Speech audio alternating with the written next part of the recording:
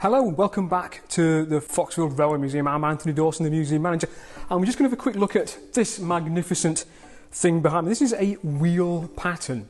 This is what was used to make cast iron railway wheels in the 19th and early 20th centuries. When we think about the skills that go into building a railway engine, we often think about all the metalwork and all the heavy industry.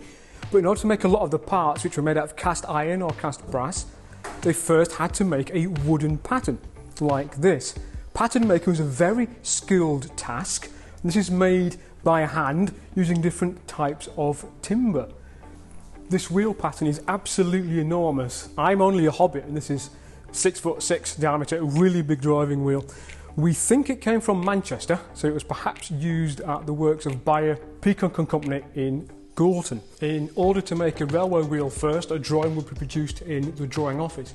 That would be then sent down to the pattern makers, to the pattern maker shop, where a full-size wooden wheel or wooden pattern would be made. In this case it's number 1799.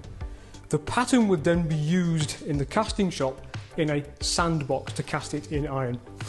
Two enormous wooden boxes filled with very fine, very dry sand would be used.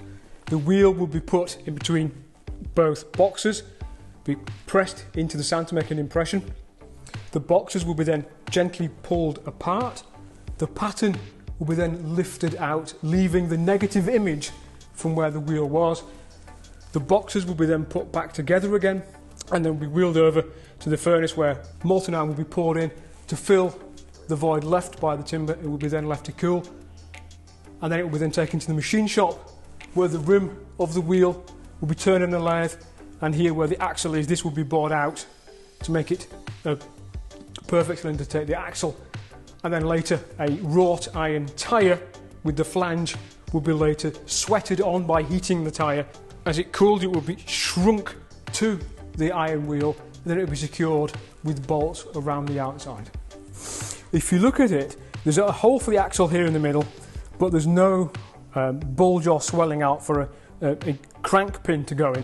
So we think this wheel is actually very early, about 1860, 1870, from one of those big single driver Victorian locomotives. So it's probably one of the oldest objects in our collection here at Foxfield. And what we plan to do we have a carpenter in part of the museum team, is to restore this wheel, to replace some of the missing timber, to treat some of the infestation with it, and then to display it, showing some of the skills that would have been involved in making railway locomotives. And of course, railway locomotives was built down the road in Stoke-on-Trent. If you've not been to the Foxfield Museum in a while, feel free to come down on a Sunday. You will find it regenerated, reinvigorated. We've got new displays going and we've got new interpretation panels in. I think you'll be in for a nice surprise.